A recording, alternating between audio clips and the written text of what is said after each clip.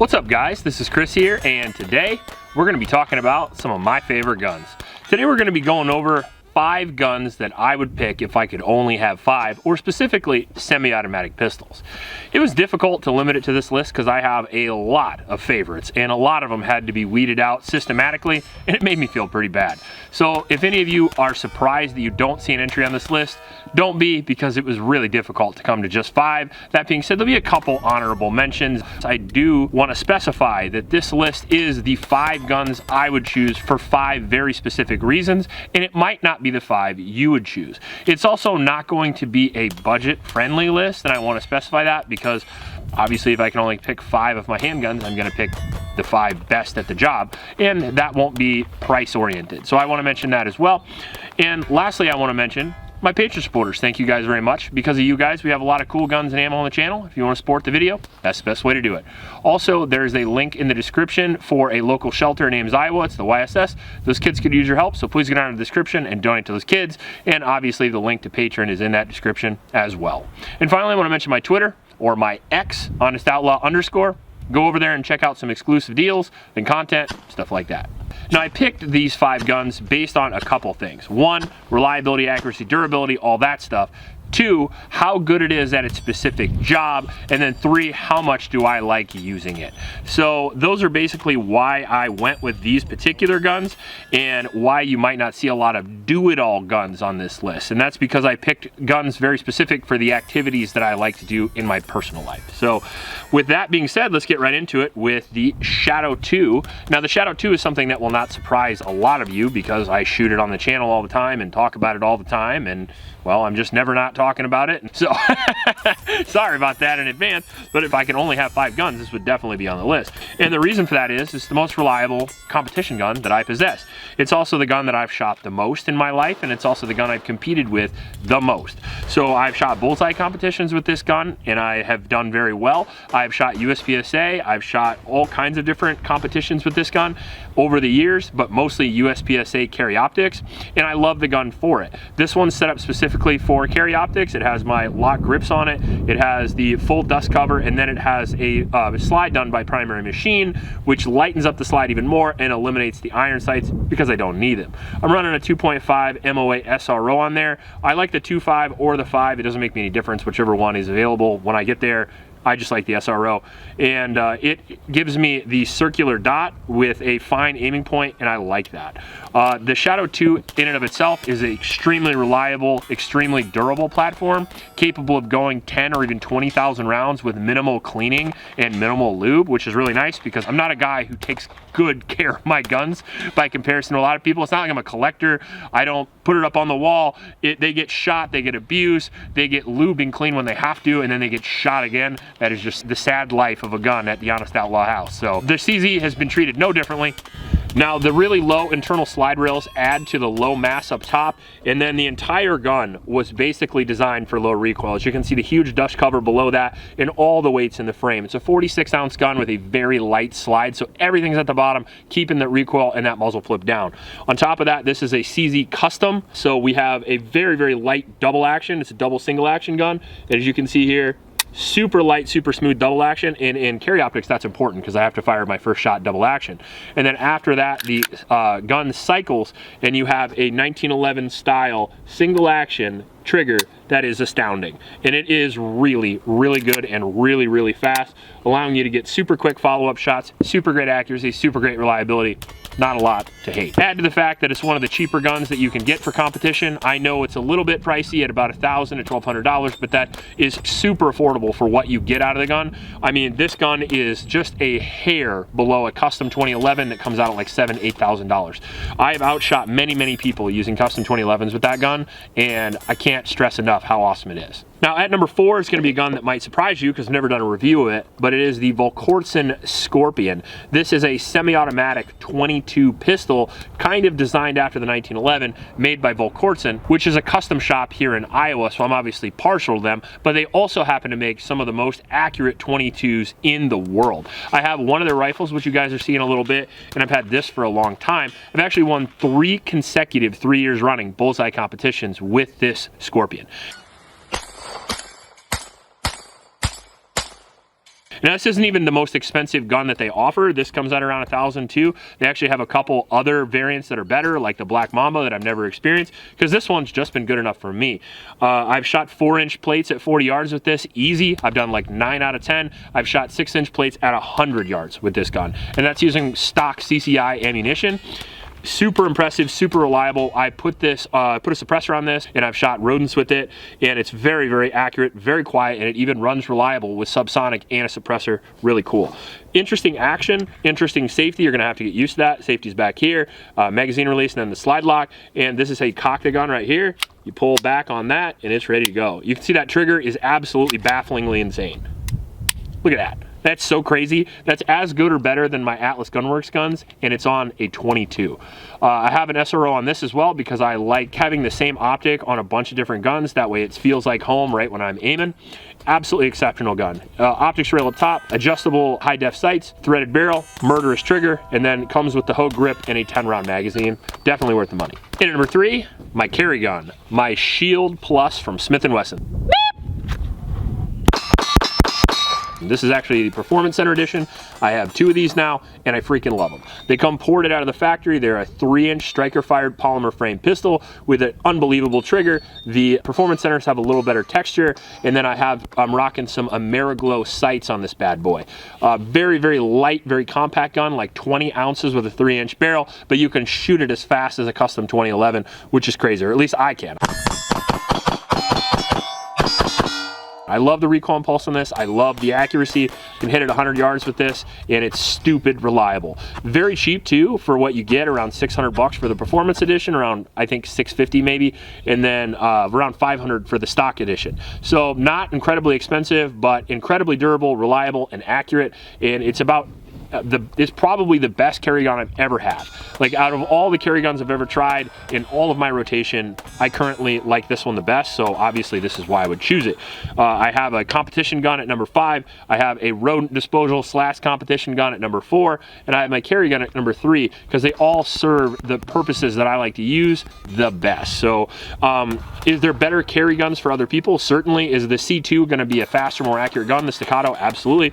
But this is so comfortable that I took this on a 14-day road trip and barely even knew it was there. Appendix carrying in the car all the time, didn't even notice, and it's just super comfortable, and when it comes out of the holster it means business, which I think is the best of both worlds for a carry gun. The ammunition I generally carry in it is SIG 147 hollow points, and then I usually carry it in a Phalanx concealment holster, although I do have a T-Rex arms holster on the way. All right, now number 2 is going to be the most expensive pistol I own, the fastest pistol I own, and probably the most accurate pistol I own, the Atlas Gunworks Athena.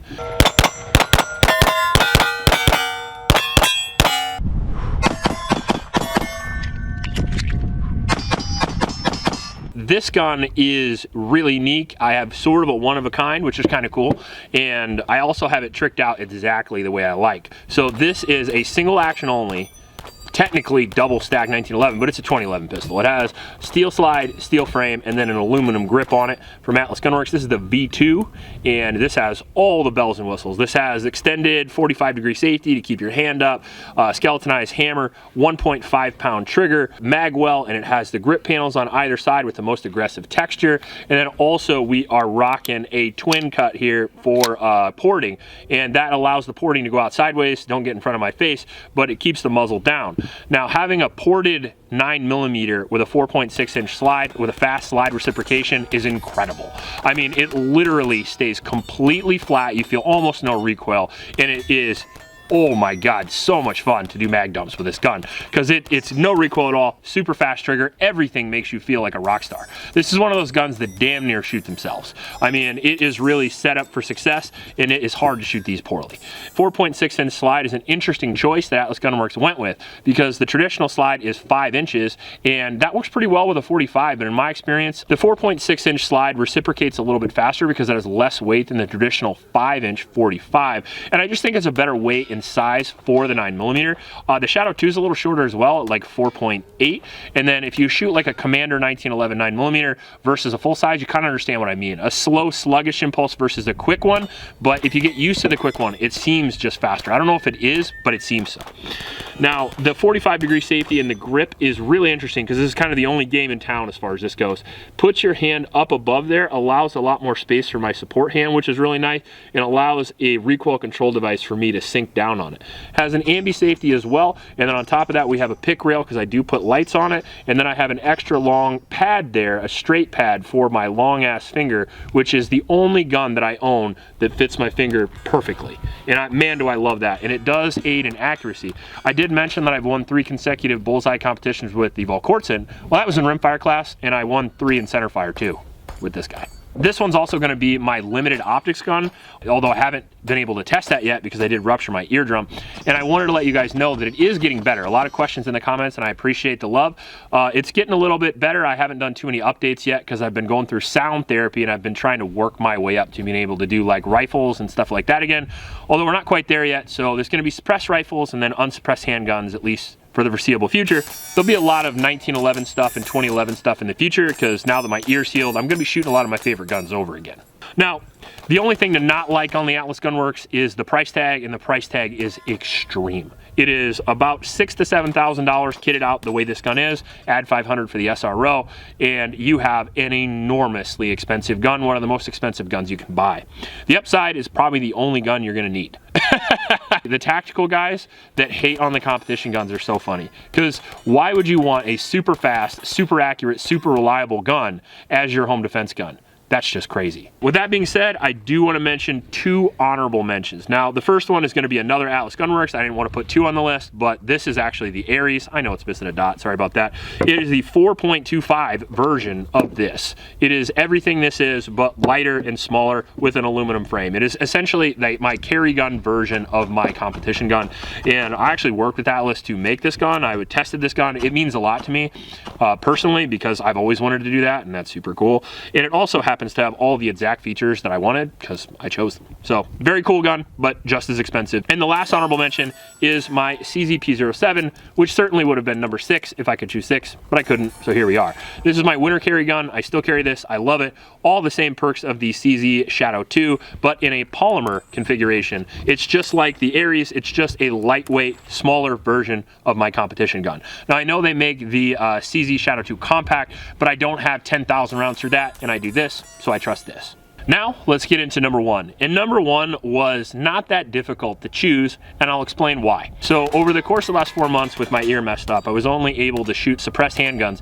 And I never got to really go Ricky Bobby crazy, like super fast, super accurate, because again, causes some reliability issues, causes some speed issues, a lot of things. The recoil impulse changes on a suppressed handgun, and I kept having dreams of shooting 1911s, specifically one 1911. And it was actually kind of funny because literally I had like 10 dreams of it by the time I actually got to shoot it. And the first time I got to go ahead to shoot a handgun, that's what I shot. And it's this guy right here, my Wesson Combat CQB.